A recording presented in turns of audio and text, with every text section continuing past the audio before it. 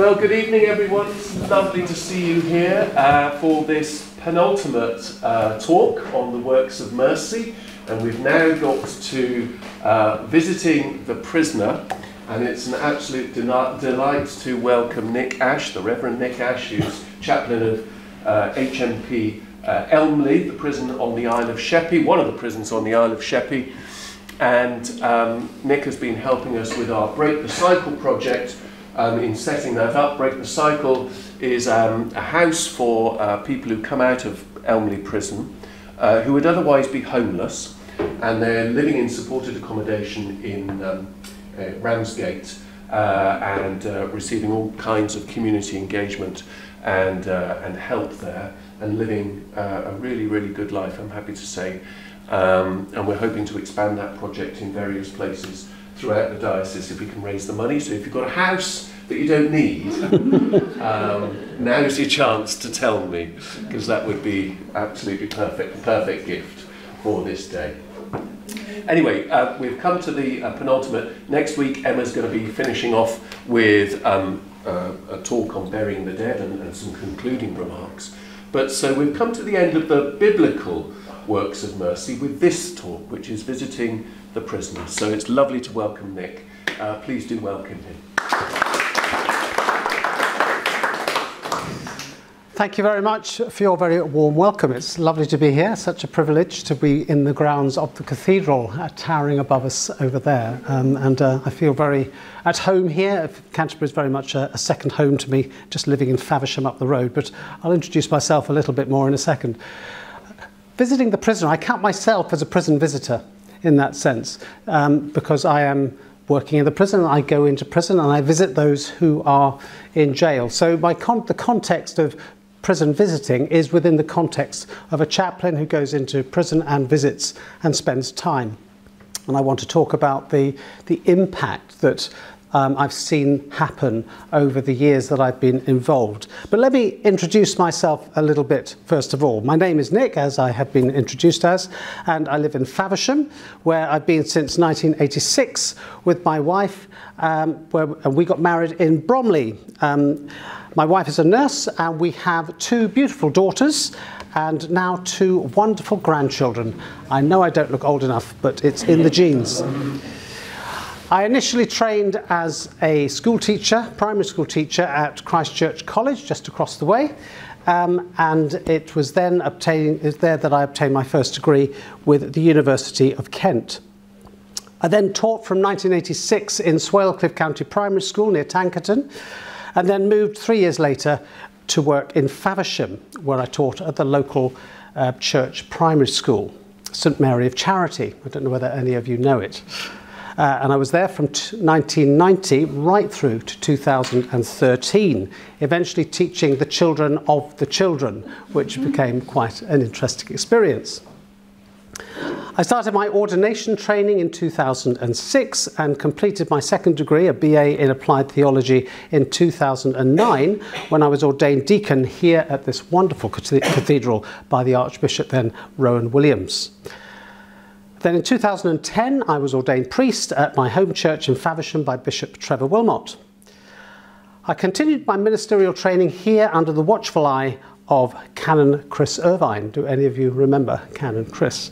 Loving his art, didn't he?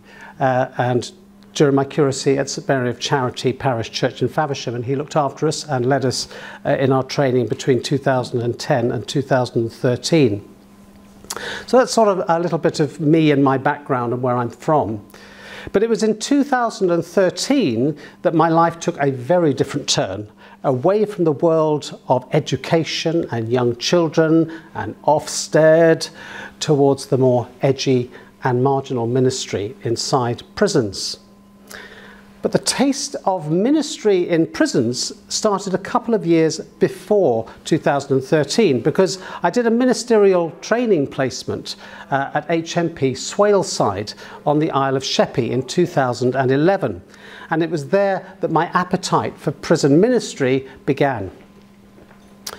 What I remember most strikingly about that experience of being inside HMP Swaleside was the sense of God's presence in the chapel and in the prison itself and the work of the chaplaincy.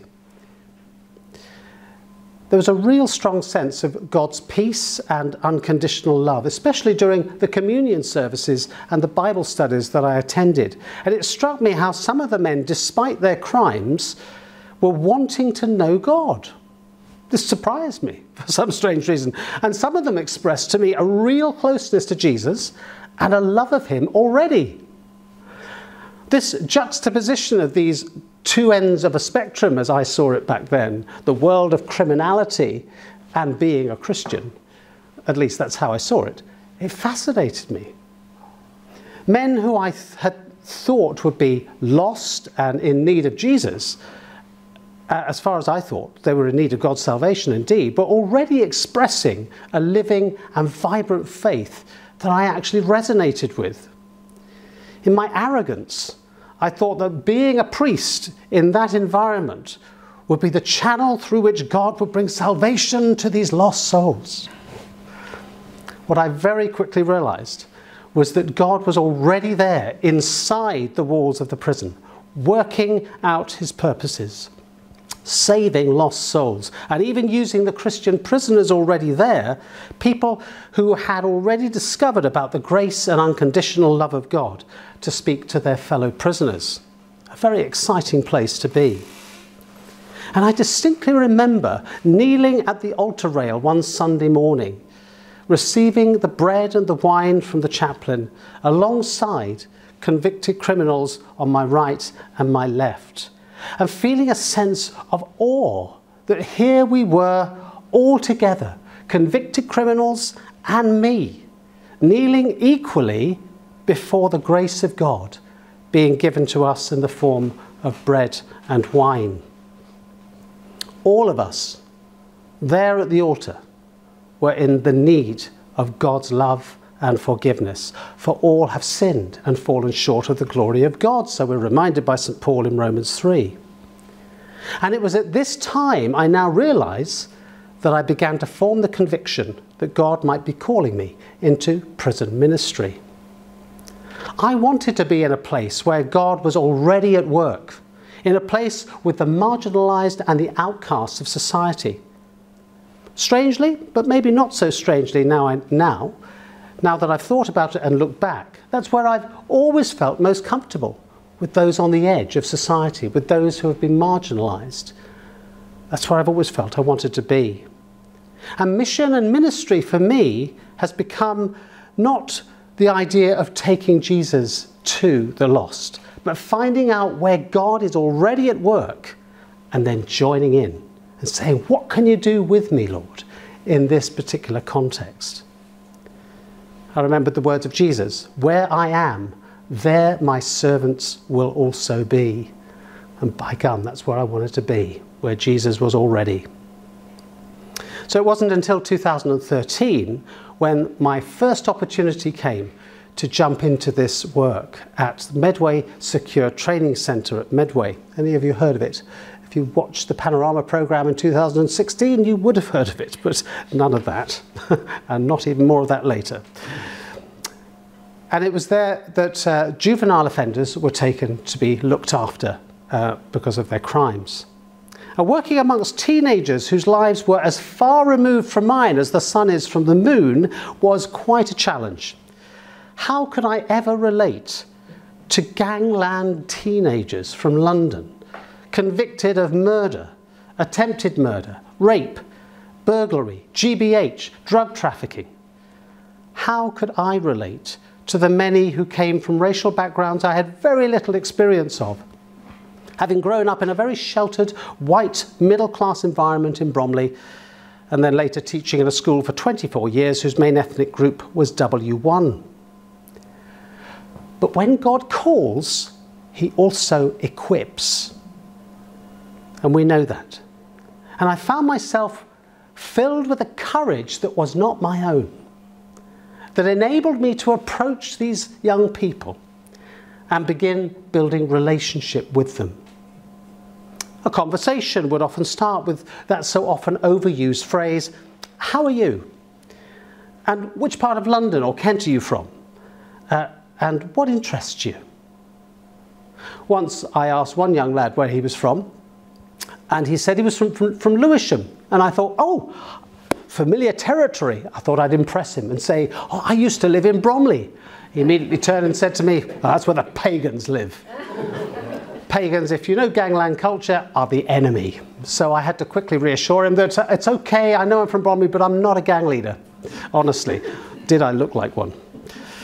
But gradually over the weeks and the months and eventually the years, I was there for 6 in all, spending many hours playing card games, table tennis and pool. I became very good at that actually, and challenged the young people and beat them time and again. So I had a reputation. And just listening to them and discussing their questions, their trust of me began to grow. And what seemed to make the difference then, and still does in the adult jail at Elmley that I work in today, is the fact that I had and have the time to just be with these young people and with the adults. I had and have the time to ask that question, how are you? And look them in the eye and say, how are you? And give them the time to answer and probe a little bit deeper and listen to their response, and then go with the flow of the conversation and listen to the voice of God. What are you trying to say to them through me, Lord, at this moment in time? Some of you may remember the wonderful Amanda Evans, who was the chaplain of the Living World for many years. She was my privilege to have her as my spiritual director for a few years. She would often say that she would never ask anyone how they were unless she had the time to hear their response. And yet this is and was back in the STC days, my privilege to be able to have that time. For it was in giving these young people time whilst I actively listened to them about their worries and their anxieties and their questions, it opened up opportunities to minister to them in ways I had never envisaged. One young lady at the Secure Training Centre, a 16, 17-year-old young lady, said to me once that when she was outside doing her criminal lifestyle, she was involved in drugs and parties and clubbing, and her life was just so busy, she had no time to think of anything other than her criminal lifestyle. And here she was faced with a collar, and she took the opportunity to ask about faith and God. And she said, I would have never asked this question outside, but it's only because I'm here that I have that opportunity, and I'm going to ask you that awkward question. By gum, some of them were very awkward. You had to think on your feet when they asked you the question that they always wanted to ask a vicar, and now there was one in front of them. Holding worship services every Sunday where I led with guitar in hand, inviting these disaffected youths to worship a God they had only come across possibly at their primary school or maybe through their strict black Pentecostal backgrounds. It was a highlight in my week. I had to hold the same service multiple times because you couldn't mix House Block 1 with House Block 2 or with House Block 3 or 4 because they might tear the living daylights out of each other, because gangland don't like each other. And so I had to repeat the service time and again. It became quite a good service by service number 7. But they came together and they worshipped. And it was on these occasions that myself with other volunteer chaplains who came to support me in those years at the STC that we managed to introduce to these young people, and still do it at Elmley, sometimes for the first time, that the idea that there is a God who cares for their individual needs and loves them in a way that they have never been loved before. We could talk about the God in Jesus who is prepared to forgive them and who seeks after them and wants to be in relationship with them. Ideas that they'd never thought about. Sometimes I found myself saying to youngsters who wondered why they were in prison or were missing home and they're missing their freedom. And I said to them, well, maybe God has actually been involved in your life and you haven't realized this by picking you out of the situation you're in and bringing you to a place of safety. Because maybe if you'd stayed where you were, you would have been killed. And they would have been, very possibly. Maybe God has a better plan for your life. And maybe they could see that this conversation that we're having now is part of God's plan for their lives. Could this be an answer to their prayer, "Where are you, God?" I'm here, standing in front of you, not beating myself up, but just indicating that I am, for them, a presence of God in their lives. I had many a conversation with these young people about forgiveness and whether they could be forgiven by God for the crimes they had committed. And these conversations have continued into the adult jail at Elmley. And for some, the conversations were about the difficult question as to whether they could actually forgive themselves for what they had done. I remember talking in a Bible study about the golden rule, to love your neighbour as you love yourself. We know it well, don't we? But have you ever had this response?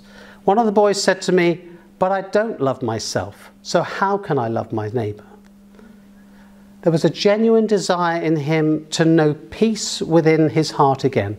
So many of them lack peace in their hearts. They lack contentment in their lives. They're striving after it by their criminal lifestyles, trying to find something that will fill that hole in their lives. He couldn't see past his dislike of himself and what he'd become, as well as what he'd done. One comes across prisoners time and again, back in the junior days and now the adult, who have genuine remorse for the crime that they committed and a guilt that gnaws away at their conscience because of what they've done. There is sometimes a genuine desire to make amends and rectify the wrong they've committed so they can feel good again about themselves. The guilt some of them feel clings to them like mud, and they don't know how to make themselves feel better. Which is why some turn to religion in jail, I have to say. Or they start thinking of a faith that they had back then somewhere in their life, and they think, "I used to go to church," or "I was baptized as a child, and maybe there's something there for me to pick up again." It's interesting, when talking to some of these prisoners, and the adults in particular, they come to jail, they're reconnecting with chaplaincy, and you ask them, "Were you ever baptized?" And they say, "Yes, I was baptized as a baby." I think, well, that's interesting. God has still got his hand on your life. And for me, that says a great deal about child baptisms. I've got Baptist colleagues I work with, and I have this debate about, should we baptize babies or should we wait till they're adults? And yet I see the evidence in front of me of prisoners coming into jail and seeking something more in their life that will help them and fulfill them. And they hark back to something that happened to them as a child which they can't even remember. It's as if it's that hound of heaven idea. You've heard that phrase, the hound of heaven. God is always with them, and always is, of course. And is watching them all the way along their lives. And they come to a crisis, and he speaks, and they hear, and they listen. And in prison, the chaplains are there to cradle that situation. At the STC, the Secure Training Centre, I ran Bible studies and collective worship, as I've said already, regularly on Sundays. And one young man who was in the jail for murder came regularly to both of these, the Bible study and the worship. And he became very passionate about God and even began to draw others into the chaplaincy services. One Easter, when I led Experience Easter, have you ever seen that one where you put cards out and you have prayer stations and you go round from card to card and you look at the picture and you read the description underneath of what that picture is meant to be about and helps you to reflect on the theme, and this theme is obviously Easter. He was going around each one and he stopped at the one depicting the cross with the red petals that we put in front of it to depict the blood of Christ. And he sat there for ages and ages, and he wept. He wept. Here was a young man who had come to a place of remorse through his own journey of faith while with us. And he brought his guilt before God at that moment, and found God's wonderful grace poured out on him in that moment as he shed tears over his actions. but more importantly, shedding tears over the fact that he knew God loved him in that moment in Jesus and that his sin had been forgiven. And that young man has subsequently written to me whilst I've been working at Elmley. In fact, I heard about him through somebody else who said, do you remember so-and-so? Well, and he's now working for an organisation that goes and works with young people in the community to veer them away from the criminal lifestyle. Isn't that wonderful? There was another young man who came to chapel regularly during the time with us. He had huge mental health issues and committed the most horrendous crime. And one day during his time with us, he said, Nick, can I be baptised? I said, yeah, of course you can be baptised. Let's talk about it. And so we organised some times together where we shared about what does Christian faith mean and what does being baptised mean and what does it mean to be a follower of Jesus. And eventually we organised this service. I went to the local garden centre and I bought this huge big plant pot that I just filled with water because I couldn't get a pool big enough to dunk him right under. And we had the service, we invited his family members, we invited his friends from the Secure Training Centre to come along, the volunteers who have been helping me all that time during my time at the STC. And we had this lovely service.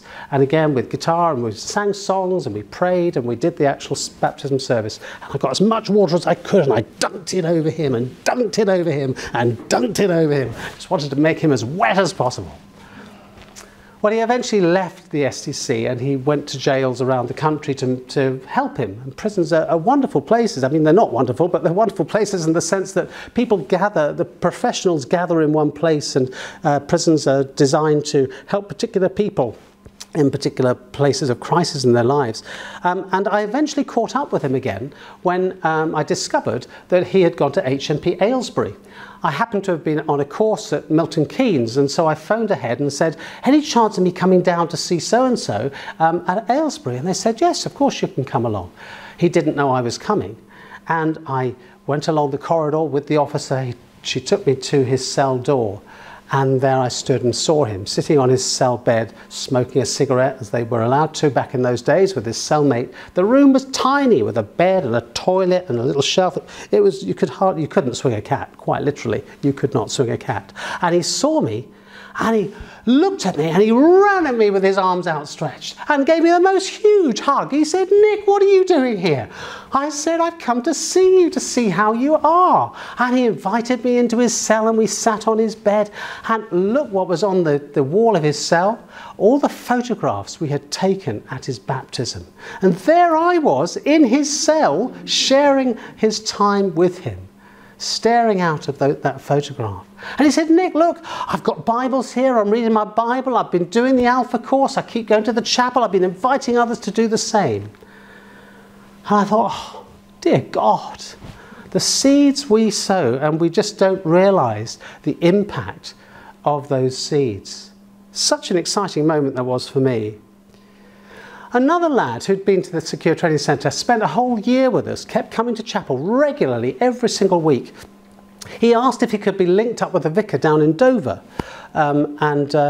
He said, but after I leave, I want to connect with the church down there. So we invited this vicar up from Dover. He sat down in one of the rooms at the Secure Training Centre, and we talked, and they made a connection. Well, this chap left, went to Dover, and he made connection with the church when he was down there. And it was a few years later, I think after I'd moved from the STC to Elmley, that I got an email from the vicar himself saying, do you remember so-and-so?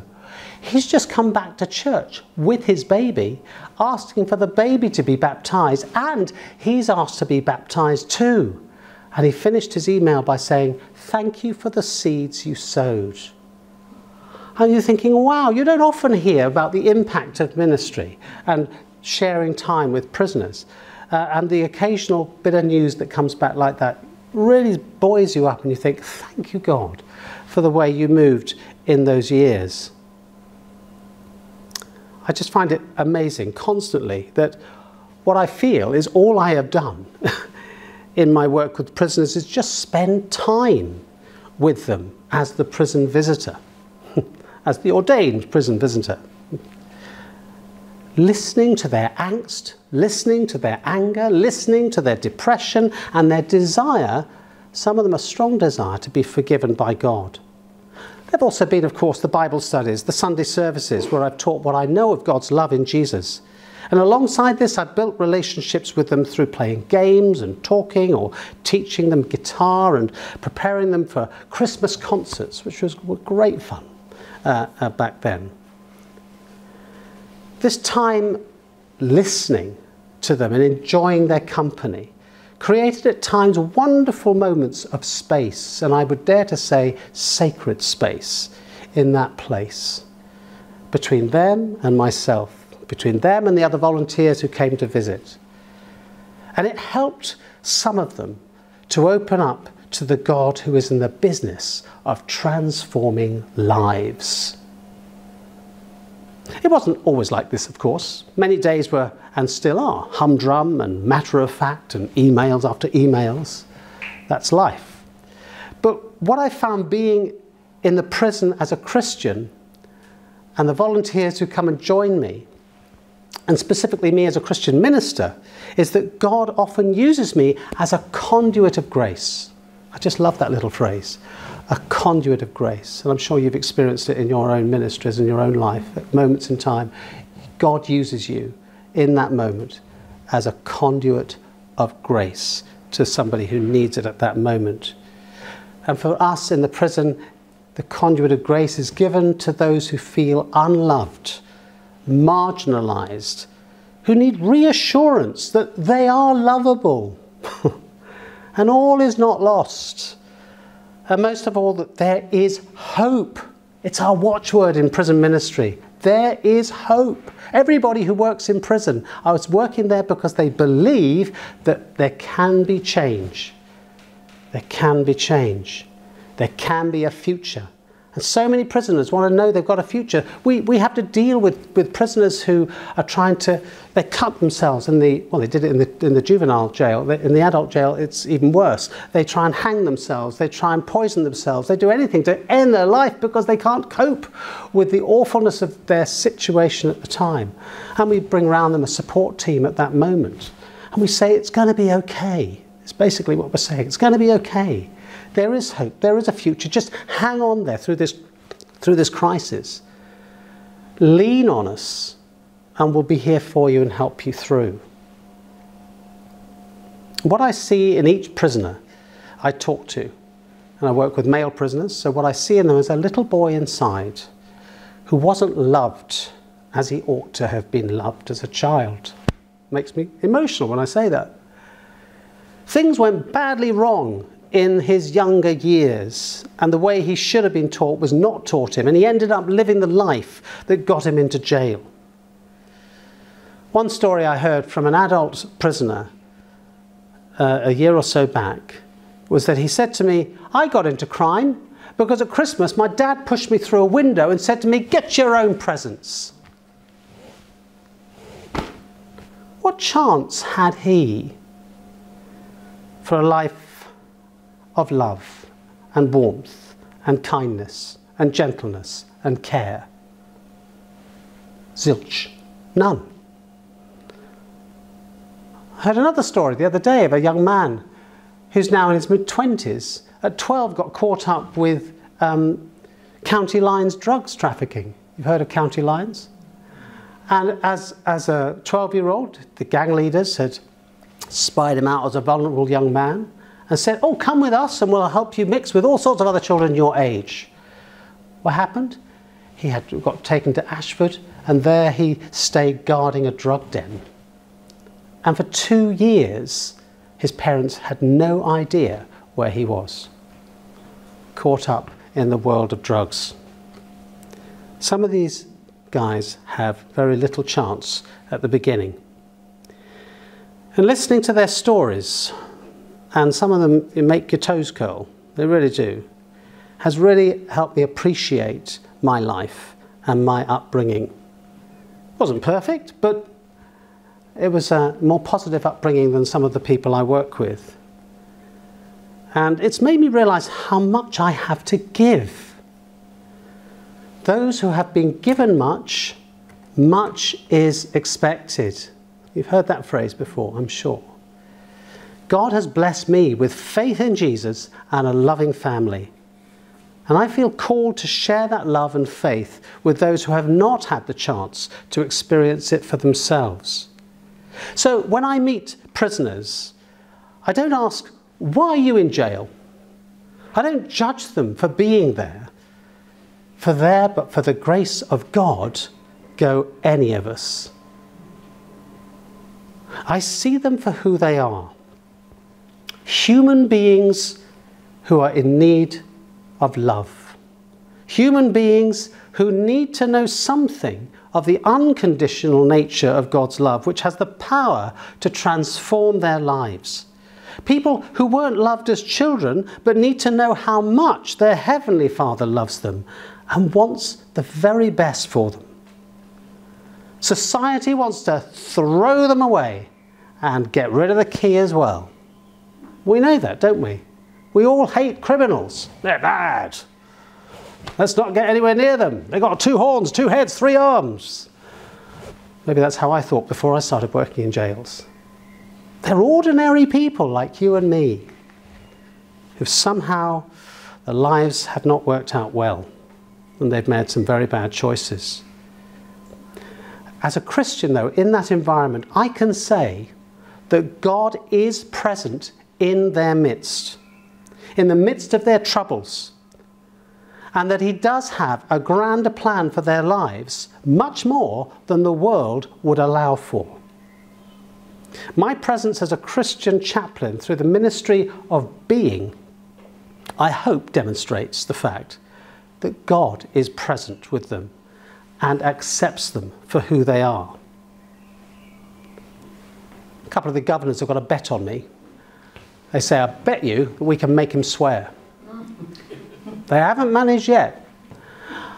Because my sense is, I am God's representative in that place. Do you remember Teresa of Avila's famous statement? We are his hands and his feet. God has no other hands and feet on earth except yours. And if I'm going to represent God and Christ in God, I'm not going to mess it up by showing that, oh, a chaplain can swear, just to feel like he's one of the crowd. Sadly, I know some people like that. And they will never win that bet, and they'll never get money off me like that, because I'm there to represent Christ. I don't see prison ministry as something that can be measured by what we do and achieve, like my world of teaching used to be like. It's more about what I am and who I represent in that place. And I take this responsibility very seriously. I remember having this discussion with God earlier on in my work with teenagers. I said, well, what's more important? Is it what I achieve with these young people in the form of Bible studies and worship services and time spent worship services? Or is it to do with what I am with these young criminals and with these adults I now work with? And for me, it's the fact that I am there. I am in their midst. And I come back day after day after day and help them when no one else has the time to, because it's a very busy place, jail. The officers just don't have the time to sit and listen to the worries and the anxieties, and they get very frustrated, and they call for a chaplain, and a chaplain sits with them. The prison visitor sits with them and listens. And for them, that's a new experience. You're listening to me? You actually care about what I'm saying? Yes, tell me more. What's wrong with you? They don't say that, but that's the sort of feeling you get. They've never been listened to by their parents, by their teachers, by prison officers, but chaplains have that special role. Volunteers have that special role. And I may share a word from Scripture with them that brings comfort or insight that they've never thought of before. And on Sundays, I'll introduce them to worship with my guitar and through singing and through prayer and the invitation of all different sorts of backgrounds coming in. We have Pentecostals coming in, Baptists coming in, Free Church Evangelicals coming in, coming to lead the worship. And they experience all different styles of worship on a Sunday morning for those who come to the service I lead. And teaching them how to respond to the God who loves them. That he's trying to talk to you. Are you listening? Because yes, he wants to talk back. He wants to talk to you. He wants to talk into your circumstances. He wants to make a difference.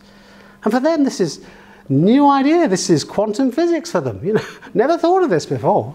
What? And you may know the term incarnational theology. We incarnate, we embody Christ where we are called to be. All of you here have been called in some form to incarnational ministry, whether that be working with the elderly or working with children in schools or working in the cathedral or wherever it may be. You're called to be Christ where you've been called to be. And I've been called to be Christ in the midst, however hard it may sometimes feel and however hard I think, oh God, please, retirement, where are you?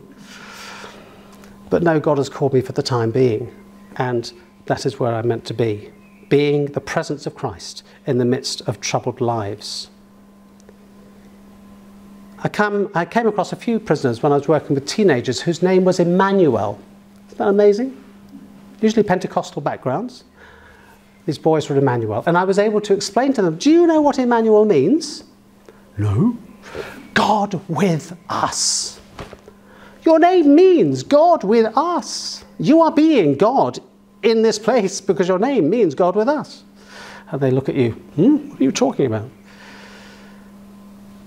And we as chaplains and prison visitors who come in are Emmanuel to these people who have lost their way and need someone who will be prepared to journey with them and pray for them while they find their way through their own hell to something more hopeful and more purposeful for their lives. And my prayer as I work in prisons and I share an evening like this is that more people will feel called into this ministry as volunteer visitors, as Christian ministers. We have the ordinations going on very soon, and that's where I started, back in 2010, late in life, yes. But I hope those going through ordination in the next few days might feel called into the ministry of working with the lost inside prisons. The opportunities to serve within Her Majesty's Prison Service is huge. The impact we can have on damaged lives is immeasurable. Immeasurable. What's that lovely phrase from the scriptures? I can do immeasurably more than you could ever ask or imagine. It's a wonderful phrase used, isn't it? If you give your life to me, if you open yourself to me, if you allow yourself to be a conduit of grace, I can do immeasurably more than you could ever ask or imagine. You can be a means of transformation in other people's lives. All we have to do is put ourselves at God's disposal and let His grace do the rest. For me, I'd like to sing a song to you. I haven't got the guitar here that I would like to have brought. It's in the prison, and I couldn't really bring it out because it's stuck. But the song you can find on YouTube. It's under my name, Nick Ash.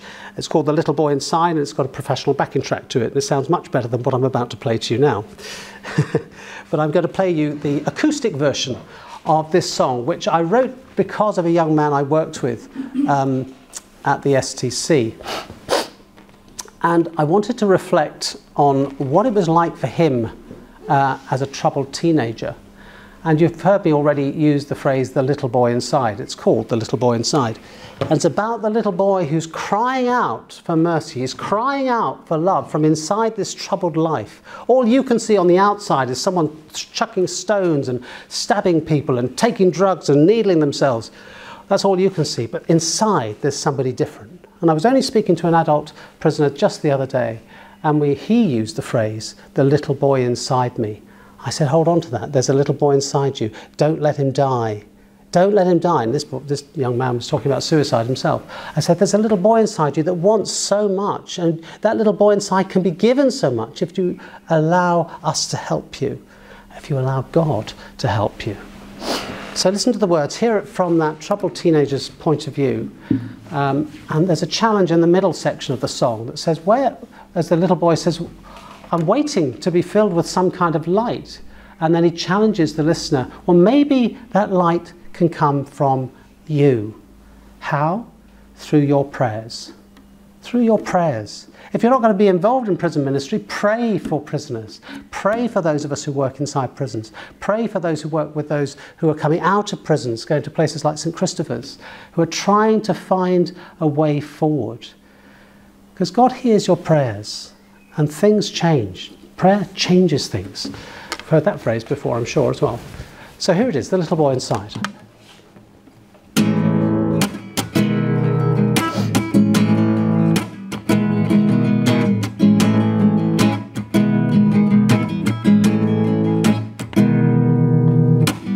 Don't be quick to judge me. Don't be swift to sneer. I'm on the rocks, and you don't kick a man when he's down. Don't be harsh and heartless. See where I come from. You may decide that I'm not that kind of man. I've been lost. I've been broken. I've been down the road to hell. It's not my fault that I was born into the road that's on the other side of town.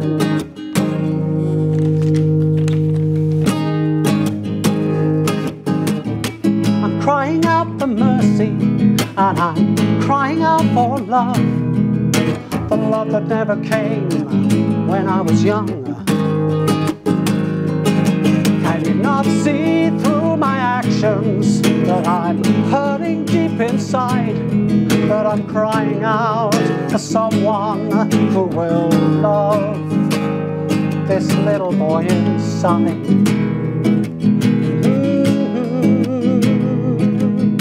This little boy inside, this little boy inside, this little boy inside. I've been lost, I've been broken, I've been down the road to hell. It's not my fault that I was born into the road that's on the other side of town.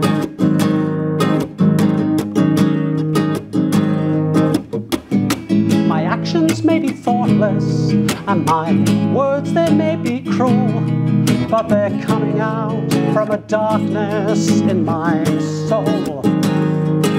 Try and see through all the madness that there's an emptiness inside, waiting to be filled with some kind of light.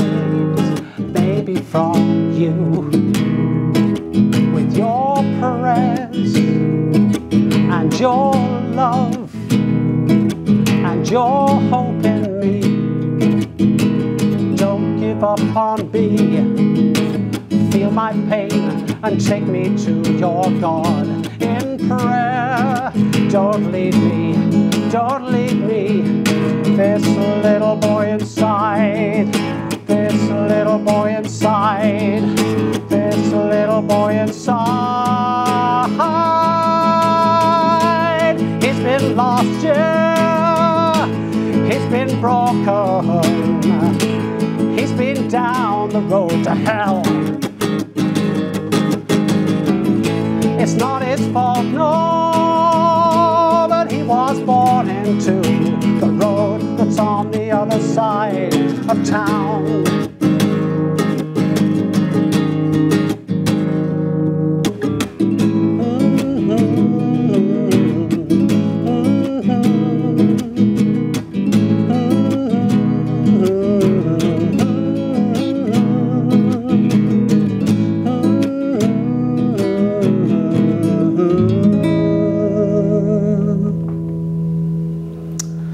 Thank you very much for listening.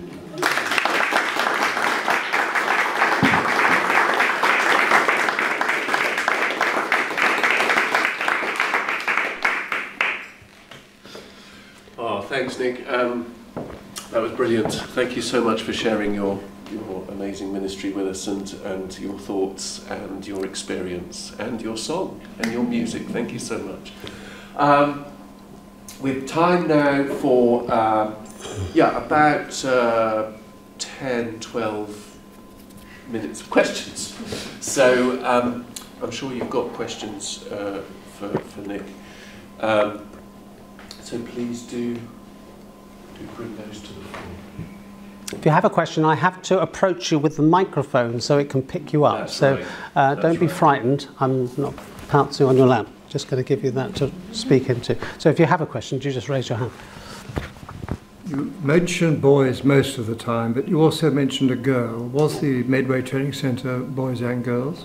It was, yes. You probably inherited the girls that I used to look after at East Sutton Park. Ah. I was chaplain there with 3 parishes. In Fantastic. Oh, nice to meet you. Thank you. So East Sutton Park. Yes, well, we may well, East Sutton Park would have received some of the teenagers if they came back into custody. Is it still open? No. The secure training centres have gradually closed across the country.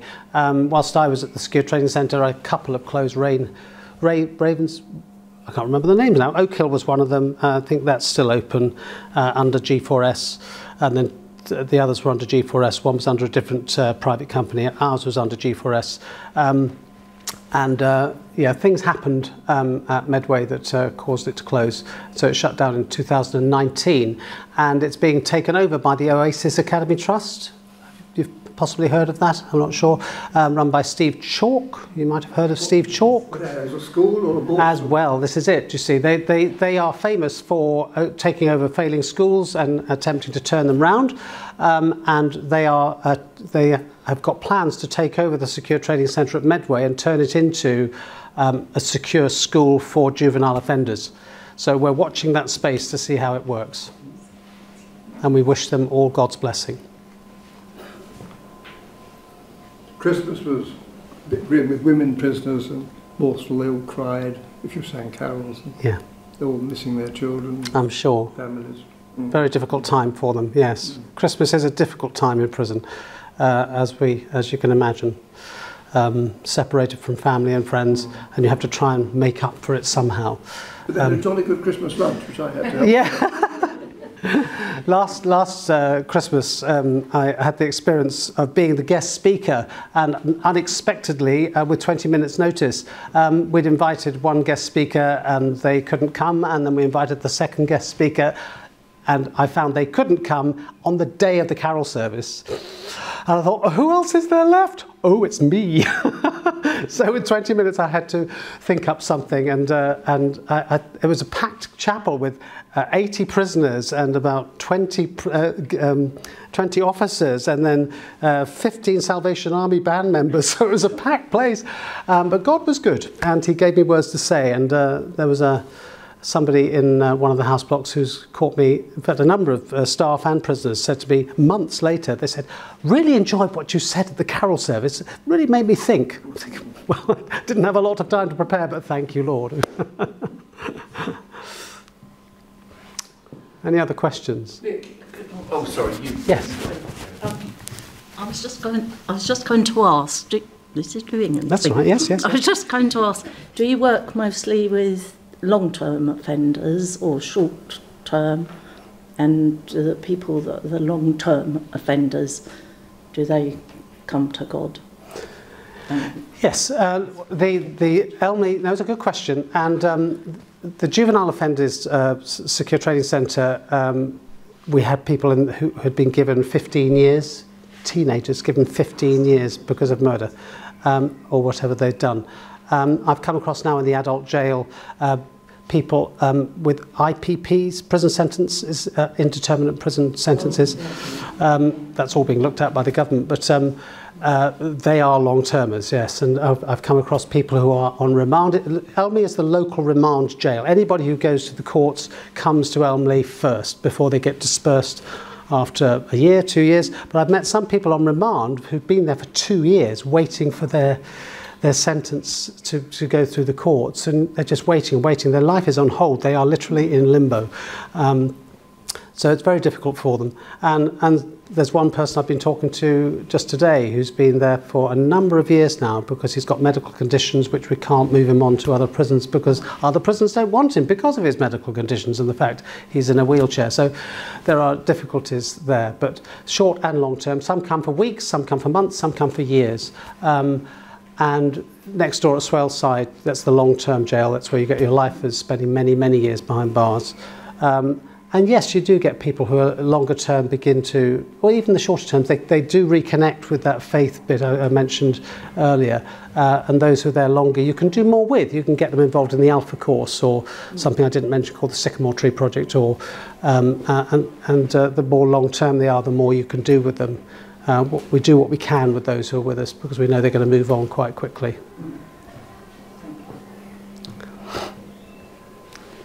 I was just going to ask, because you mentioned prison visitor as a thing, and is that something that anyone can do? And could anybody train to be a prison visitor? Absolutely. And what do they do? Yes, we have. There's an official organisation which you might have come across called the National Prison Visitors Association. And you can sign up to it and become an official prison visitor, and you're required to come in every couple of weeks or maybe more than that to come and see a prisoner or prisoners. You can come in the jail I'm at. I invite volunteers to come in, and you can come in 3 times before you need to be fully cleared. And if you catch the wind, or if you catch the feel of, yes, this is a place I'd like to do ministry, then we get you vetted, and you have to fill up lots of forms. But once you're vetted, you're cleared for 3, 4, 5 years before you have to go through it again. And you would come under my wing if you came in as a prison visitor, and you'd shadow me. We'd go around and talk to the prisoners. We'd go onto the wings. We'd spend time talking and listening, as I've described. And for me, it's the most rewarding experience, spending time with people who just want to talk. I've got a couple of female volunteers I'm slowly training up. They have a slight reticence about coming onto the wings, and I think when you first go into jails, you think the prisoners have 3 arms and 2 heads, and you can't quite work out. And then we had one new Roman Catholic colleague who's just about to join us. I showed him around a few weeks ago, and he was pleasantly surprised at how friendly everybody was. That people actually smiled and said hi, and how are you, and had a conversation. People are very ordinary inside a jail. Just because the word jail is there, it doesn't take away their ordinariness. So yes, you just come in and you come alongside the chaplaincy team, and you just come and sit with people. I mean, yourself came in and just sat with somebody and just listened, and how valuable that was at that moment in time. So yeah, it's a listening ministry, a conduit of grace ministry.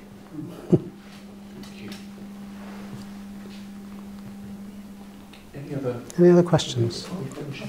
Yes, please. Yeah. What is St Christopher's? Is that what's happening in Ramsgate? It is, yes, and Jonathan is probably more got more to say about that than me, because I know of it and I've been there and seen it at its foundational stages. I was there when who was the person who had the project? Who was the project manager at the beginning? Keith Berry. Keith Berry had the idea of this house, 5-bedroomed house in Margate, Burrell says, and it's turned into a place where ex-offenders go out, and it is their home for a period of time. Yeah. You say more. So we're renting a house that used to be a vicarage in Ramsgate, and we've had it specially adapted so that it's got all sorts of security and new features, which means that it's a house of multiple occupation. But we have a support worker who goes in there every single day, helps with benefits, community engagement, volunteering, getting back into work, training, drug testing, because we're breaking the cycle not only of reoffending, but of addiction. And these two things go hand in hand with everybody that we've encountered so far. So that's the project. And it's early days for us. We had our first intake last year. We're just coming up to the first annual cycle of the first people who are in there. and so we're learning as we go along, but it's really successful so far. So is that just men, or? At the moment it's just men, yeah. We were going to open one for women. Women don't actually have the same problems of homelessness when they leave prison, Right. because they're given priority housing. Oh, I see. For men. Yeah. So and there are fewer of them. So actually the numbers are far great. You know, about 40% of men will come out of Elmley into street homelessness. Isn't that right, Nick? That's about right. I'm not sure what the percentage is, but it's it's fairly high. So we're not sure about the second house, but we think it's probably for men as well, given the figure, because of the situation. Sounds wonderful. Anyway, I would just like to thank Nick very much. I'm sure you've got more questions, but we're going to wind up officially now. And thank you so much, Nick, for coming to speak to us this Thank evening. you very much for listening. And for speaking so eloquently about visiting the prisoner. Thank you. Next week is our final one, I think. And I think Canon Emma Pennington will be speaking on burying the dead and bringing the whole series of talks to a conclusion. So please do come back for that. That's on Thursday the 6th of July at 6:30 here in the Community Centre. So thank you very much for coming, and thank you to Nick. Thank you.